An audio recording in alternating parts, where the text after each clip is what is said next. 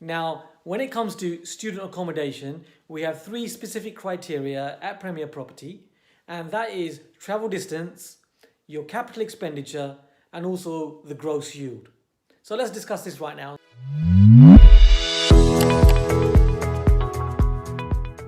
The first one is travel distance. Now, the key number here is 15 minutes. Students these days, they don't want to travel any more than 15 minutes from their campus, from where their university is.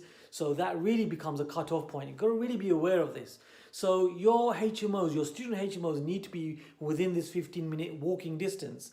And really, normally that equates to anything between a quarter to a half a mile, depending on the way the streets are laid out and so on. It's actually the walking distance. So something that you can actually do is just walk from your property that you're thinking about buying or you're buying to the actual university and make sure that it's within 15 minutes so that your accommodation, your student accommodation is going to be rented and you've got longevity there. Really important, we find at Premier Property. The second thing that we also measure is the capital expenditure. How much money are you actually investing in this project? How are you going to get a return on it, and how do you measure this?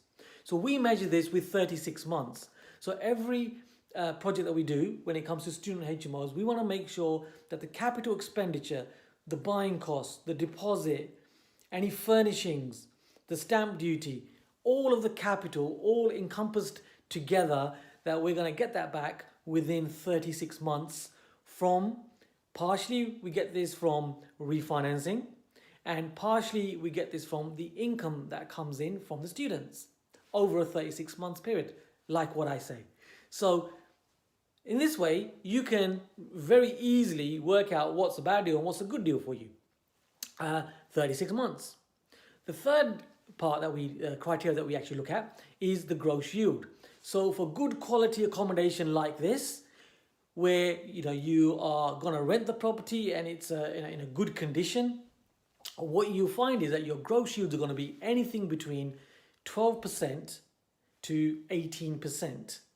So these are the numbers that we target at Premier Property, where we know that you're going to get a really good return. So 12 to 18%, good numbers, 15 minutes, walking distance, and your capital expenditure coming back to you within 36 months. Now, if you use these simple rules, and we have a checklist for these, we always make sure that every project that we're doing, and we're doing typically anything between 10 to 17 different projects on a monthly basis of different types of properties, although we are very focused, student HMOs are one of our strategies that work really well.